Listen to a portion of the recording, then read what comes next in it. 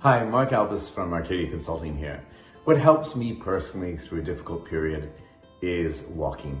When I'm finding I'm stressed out, over processing, having thoughts of self-attack or really struggling, I tend to go for long walks. And I find that by walking, I tend to walk it out and I always feel better and refreshed after that. The Romans used to have a saying that walking fixes everything. It might be a bit of a stretch, but it works a lot for me.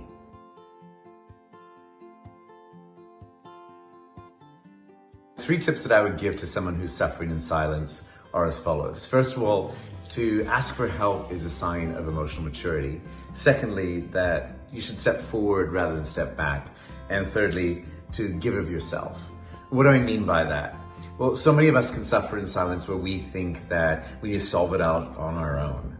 Whereas really asking someone for help, it really can be the best way forward. Which brings me to the second point is, we tend to want to avoid things when they're difficult, and we tend to want to take a step backwards in our lives. If you can see that moment as a threshold moment and just take that next step, one extra phone call, one extra walk, one extra conversation, you'll find that that tends to lead towards some type of breakthrough. And then thirdly, that really your ability to be able to extend yourself to others can significantly move you through challenging times. What I mean by that is, rather than going so internalized into your own process, help someone else in need, help someone else with one of their problems, or just give of your love or your energy. And you'll find that the minute you do that, you feel better, and it tends to then help you with whatever you're going through. Those would be my top tips when you're struggling in silence.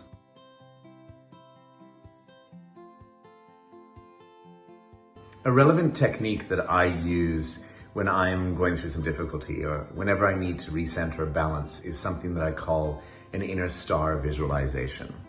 I imagine myself releasing any tension, any negativity, any self-attack through the holes at the bottom of my feet, imaginary holes.